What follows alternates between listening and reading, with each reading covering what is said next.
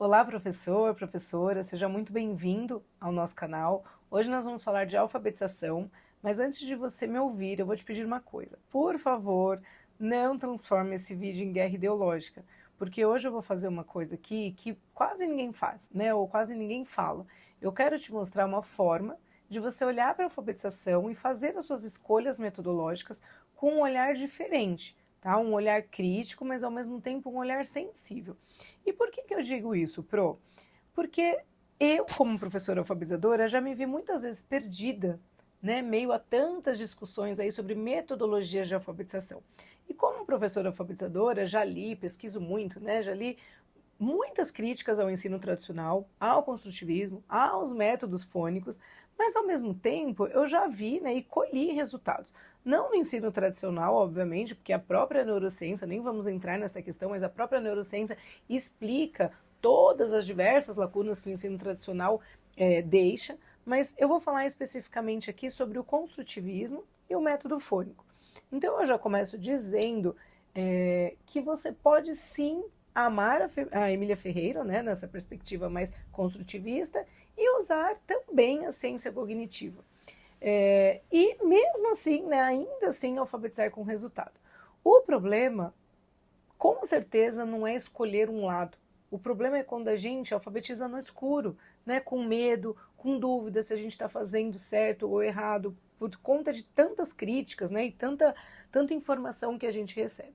Então eu vou defender Emília Ferreira, mas eu também vou apontar limites ali reais, né, existentes do construtivismo na alfabetização. E eu vou tentar explicar aqui também Linnea Airey de um jeito que você entenda. E no final, eu vou te mostrar o que realmente importa, que é exatamente como alfabetizar com resultado, usando o melhor de cada visão, sem a gente ficar se contradizendo. E eu já te aviso, Pro, se você é do time da Emília Ferreira, nessa perspectiva construtivista, ou se você é Linnea Airey, né, na perspectiva fônica, provavelmente você vai sim se incomodar em algum momento aqui, né? E isso é ótimo, porque a alfabetização não muda quando a gente só escuta aquilo que confirma as nossas crenças. Ela muda quando a gente encara o funcionamento do cérebro, né, no cérebro da criança, na sala de aula real, com a criança real. Então, se você é novo ou nova por aqui, eu sou a professora Evelyn Cassilo, sou mestre em educação e eu ensino professoras a alfabetizarem seus alunos em até 180 dias, de forma prática e lúdica, com base em neurociência. Se você é alfabetizadora ou trabalha na educação infantil com a pré-alfabetização, já se inscreve neste canal e ativa o sininho, porque aqui tem muito conteúdo sobre alfabetização.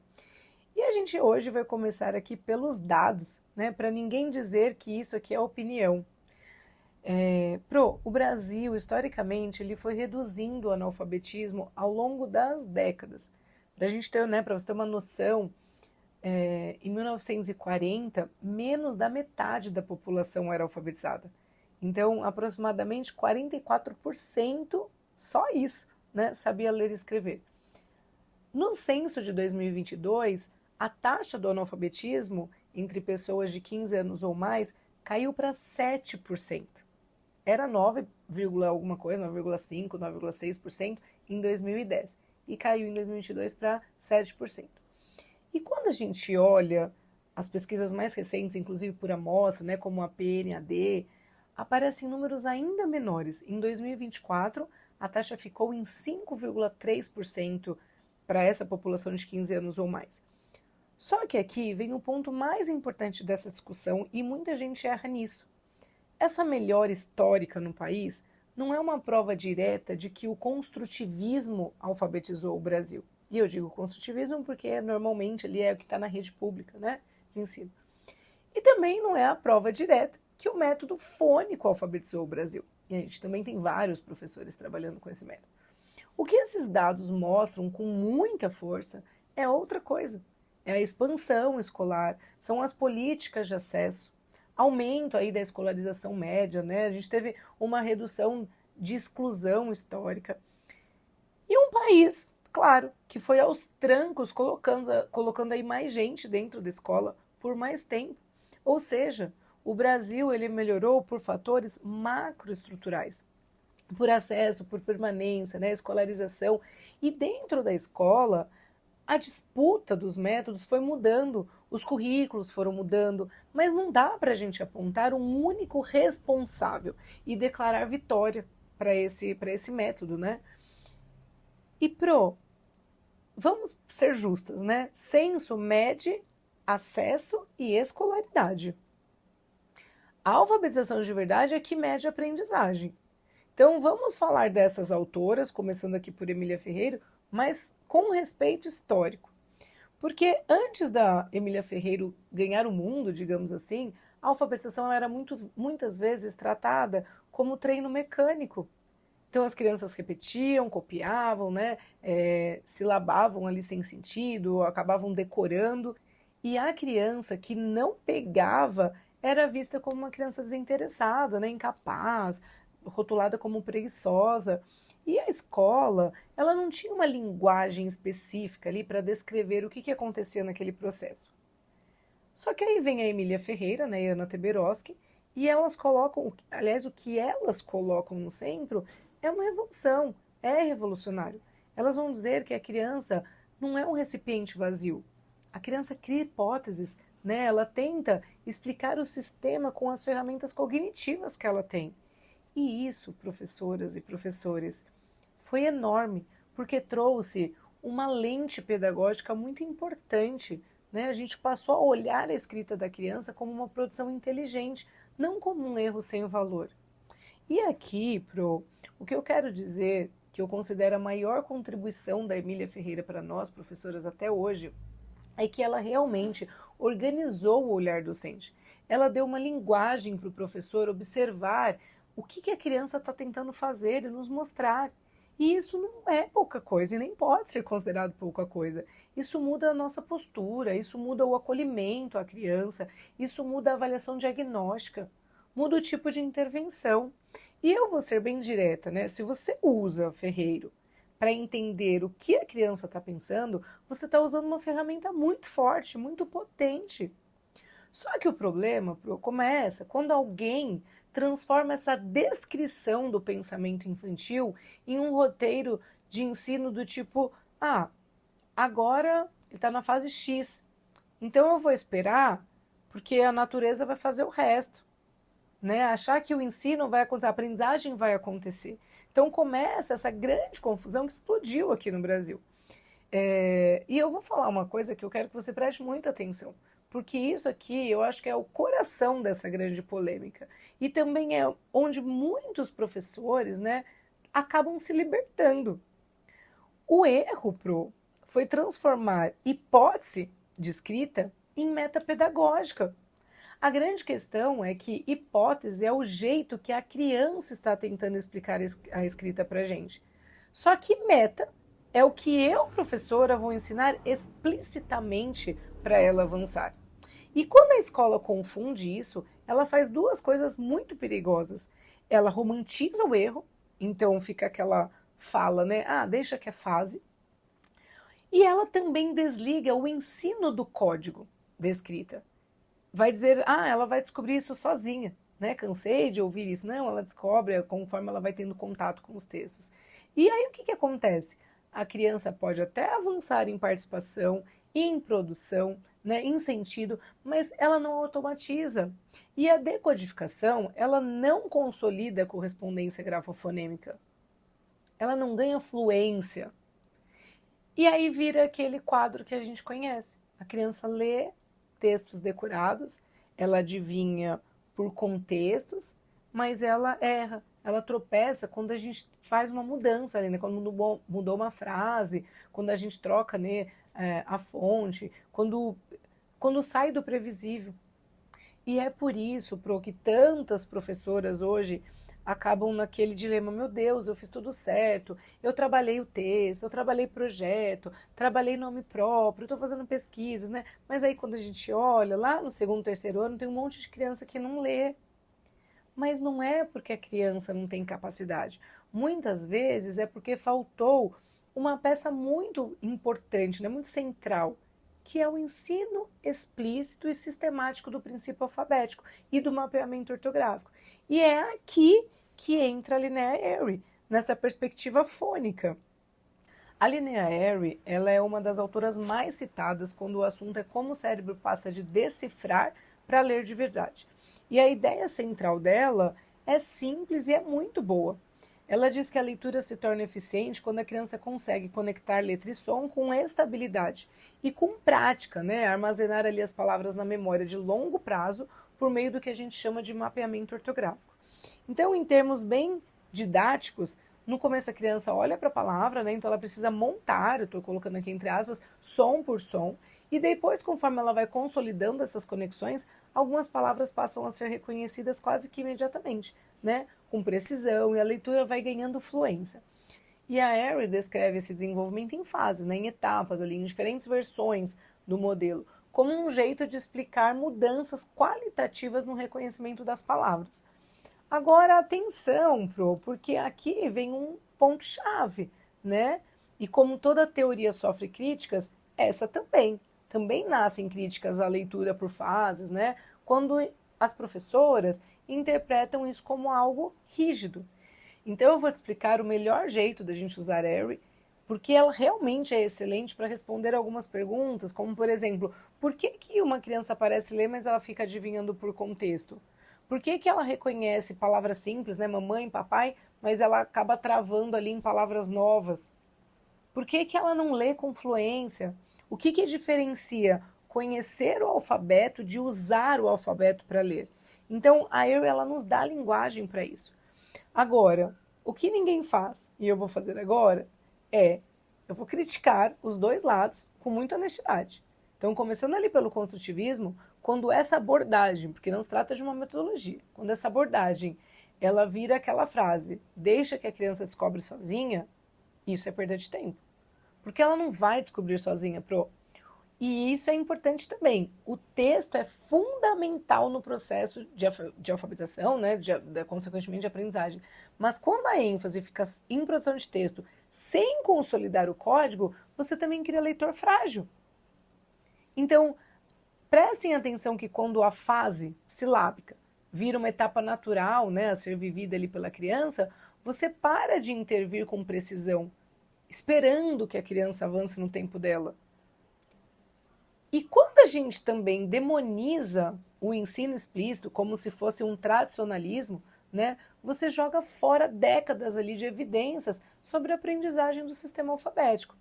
Então percebe, que não é o construtivismo que falha, é a ausência de instrução explícita que vai cobrar juros, com certeza, nesse processo depois. Agora vamos lá, as críticas, né, ao uso simplificado da Linnea Airey, que é essa teoria das fases, né, ou os modelos mais conexionistas. A gente também enfrenta problema quando vira tudo é fase e treino. Tem gente que interpreta Airey como se fosse apenas treinar lá a correspondência letra-som e pronto, como se isso fosse suficiente. E não! A alfabetização envolve linguagem, vocabulário, compreensão, motivação, contexto. Só que, professoras, o código é inegociável. Tem gente que transforma a criança em máquina de decodificar e esquece do sentido, do texto, da experiência leitora, da função social que a leitura escrita deve ter. Então, a Ferreiro vai te ajudar a ler a mente da criança na escrita. E a Airey, ela vai te ajudar a ensinar o cérebro a ler com eficiência. Faz sentido isso para você? Agora, uma pergunta importante. Dá para a gente usar as duas juntas sem que haja incoerência? Claro que sim! Se você souber, obviamente, o papel de cada uma delas. Então, use a Ferreiro como lente diagnóstica e a Airey muito mais como uma bússola de instrução. Ou seja, você observa a escrita da criança, isso é Emília Ferreiro, para você entender o que ela está tentando representar. Então, ela está tentando representar a quantidade de letras, a variedade, posição da sílaba, som inicial, rima. Isso tudo é ouro para a intervenção, você perceber o que ela está te mostrando. Mas você não fica esperando a fase passar, né? E não deixe isso acontecer naturalmente. Você ensina explicitamente, e isso é puramente Linnea Airey. Aquilo que constrói a leitura de verdade, né? Então você vai ensinar explicitamente consciência fonológica, princípio alfabético, correspondências, segmentação, leitura de palavras, fluência, mapeamento ortográfico, tudo baseado em prática significativa. Aí, sim, você fica com o melhor dos dois mundos. Você tanto acolhe e interpreta a produção infantil, quanto você consegue intervir com precisão e sem achismo. E aí, uma coisa que eu quero que vocês prestem atenção, né, e pensem sobre isso, é sobre as vantagens e as desvantagens da gente trazer Emília Ferreiro, só que do jeito certo. Então, se você usa Emília Ferreiro, você vai sim aumentar a sua precisão diagnóstica quando você olha para a escrita infantil.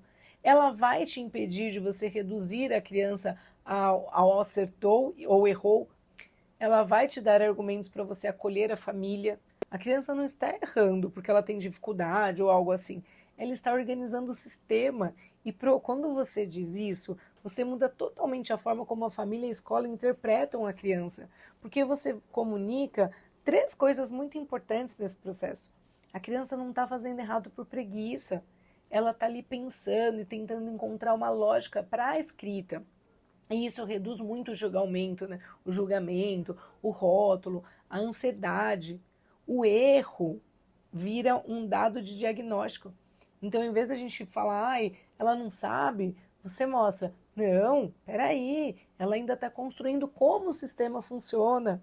E a escola passa a olhar para a produção da criança como uma pista do que ensinar. Então, olha o que ela está te mostrando. E isso ajuda, inclusive, o professor a planejar de forma muito mais assertiva. Por quê? Porque você legitima a intervenção pedagógica. Então entenda, que acolher não é passar a mão na cabeça, né? É a gente dizer, olha, ela está num processo de organização e eu sei como conduzir esse processo, com intervenções específicas. E isso com certeza tranquiliza as famílias, né? Quer um exemplo bem concreto disso? Então, por exemplo, a criança escreveu LBT para bota. A família ela não entende isso. Ela acha que está tudo errado. Mas aí você sabe, né? E você explica que a criança ela está tentando organizar o sistema na cabecinha dela. Ela percebe já a parte de sons, mas ela não consegue representar todos os sons. Então, quando você explica isso, você transforma o medo, né, em compreensão. E abre espaço para você explicar o seu plano. Olha, a gente vai trabalhar segmentação de sons, correspondência letra-som, de forma explícita. Percebe, que isso te dá até vocabulário profissional para você acolher, sem ficar romantizando, e para justificar o ensino explícito, sem parecer que é um ensino tradicional demais, ou que é um ensino tradicional? Então, quais as vantagens de trazer a Lineary? Com certeza, não tenha dúvida disso, ela te dá clareza do que está faltando ali quando a criança não está lendo com autonomia.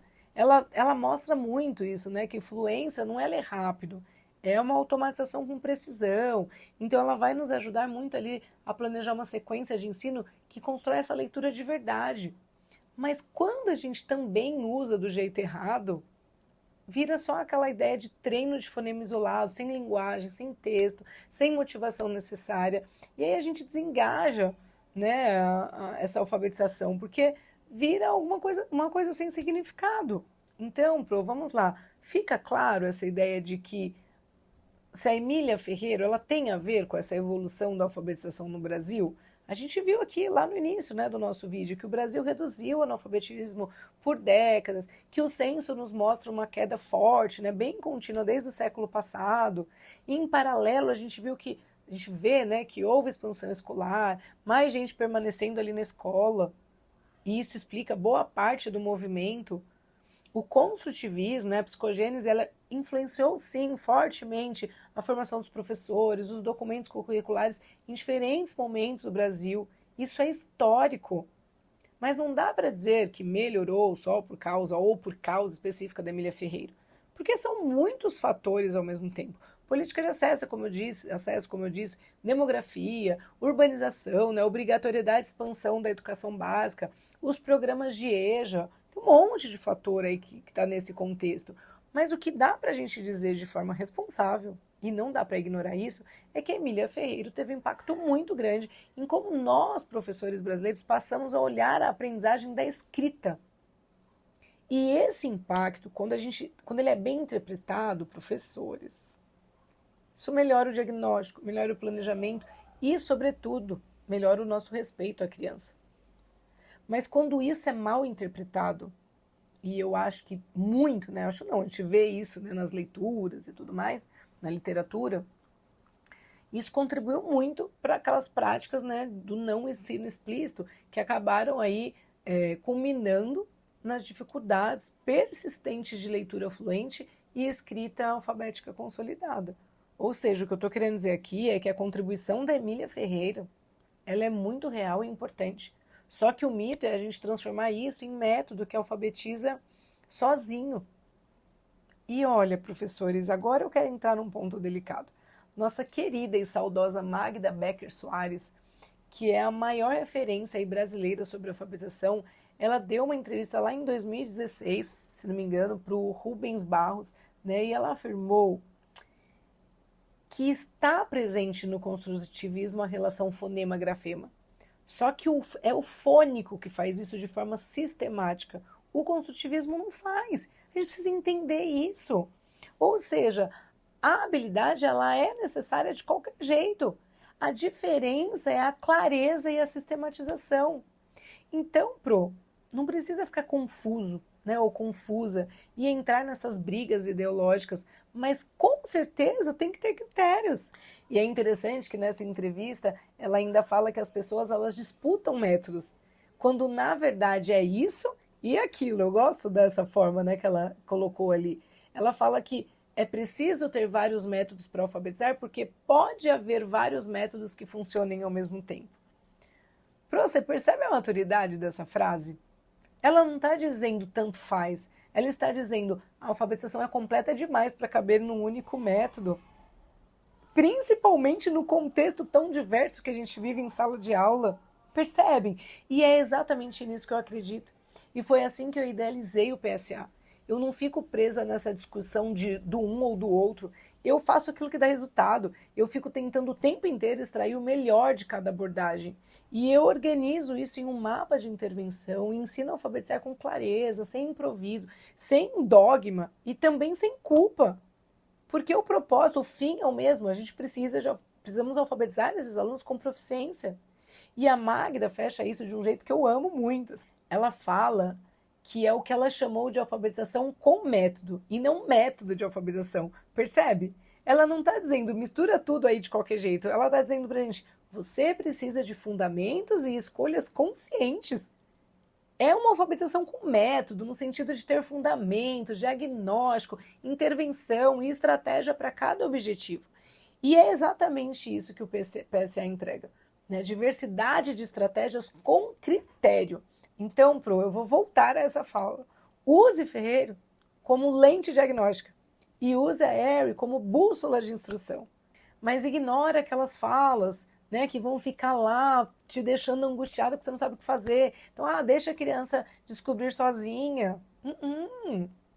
Ou se não, ensinar letra som é retrocesso. Também não. Fase silábica é a etapa que precisa ser vivida. Se a criança escreve BT, né, como eu disse, para bota, aí tá ótimo, porque ela está construindo. Deixa ela no tempo. Não, isso é leitura romântica do processo. Considere, então, que a escrita da criança revela hipóteses, né, e pistas de intervenção. E isso é quem nos faz enxergar isso é a Emília Ferreiro. Mas considere que o avanço de uma hipótese para outra, até o nível alfabético, depende de instrução explícita do sistema alfabético e prática. E isso quem nos faz ver é a Linnea Airey. Então, uma boa alfabetização junta código, linguagem, significado e prática intencional. Entenda que acolher hipóteses não é abandonar o ensino. É com certeza ensinar com mais inteligência. E aí, professor, professora, o que eu estou falando aqui não é para ganhar debate, tá? É para aliviar corações. É sobre aliviar o peso que muitas de nós, professoras, carregamos, porque eu já senti esse peso nos ombros. E eu falo com muita calma, porque eu falo de um lugar, como estou dizendo aqui, vivido. Eu sempre fui construtivista. E há muitos anos eu ensino de forma explícita. Há muito tempo eu também estudo neurociência. Quando a gente entende o processo, essa culpa vai embora. E aí entra o critério. Então eu não fico nessa discussão de fônico versus construtivista, como se fosse uma torcida. Não, eu trabalho com aquilo que a criança precisa, no tempo certo, do jeito certo, com a intervenção certa, e formo professoras com resultados visíveis, inclusive acompanhando essas professoras de perto no processo. E mais uma vez, isso não é ecletismo sem critério não, tá? É exatamente o que a Magda descreve. Ela fala, nessa entrevista, inclusive, que as professoras alfabetizadoras dizem que misturam os métodos. E ela fala, essa é uma resposta inteligente, porque elas já perceberam que cada método tem a sua contribuição. Percebem, Pro? Quando eu idealizei o PSA, eu não transformei essa mistura de forma intuitiva, mas em um método com fundamento, em sequência, em mapa, em intervenção assertiva, com base profunda em neurociência. Então, professora, professor, se você entendeu esse vídeo, você entendeu uma coisa que muda o processo de alfabetização com seus alunos. Não é nunca sobre escolher um time. É sobre a gente construir um ensino que respeita a criança e que respeita o cérebro dessa criança. A Emília Ferreiro, ela não precisa ser cancelada, a gente nem pode fazer isso. Ela precisa ser colocada num lugar certo. Ela é a lente diagnóstica e a compreensão do pensamento infantil. A Linnea Aero, ela também não precisa ser idolatrada como uma fórmula mágica. Ela precisa ser usada do jeito certo. Ela é a base para a instrução explícita que gera a leitura verdadeira, de fato. A alfabetização no Brasil, ela não vai melhorar com briga. Ela vai melhorar com professoras que têm critérios, têm clareza desses critérios. Então, se você gostou desse vídeo, clique em curtir e compartilha, porque pode ser exatamente o que falta para acalmar o coração de outros professores que hoje estão perdidos nessa guerra que não alfabetiza ninguém. E se você quer ter acesso à minha Masterclass gratuita, que vai acontecer nos dias 26, 28 e 29 de janeiro, às 20 horas, clique aqui no link abaixo e se inscreve agora, porque 2026 não pode ser um ano de improviso. É um ano para método, um ano para ciência, um ano para a gente ver resultado de verdade. E eu te espero lá.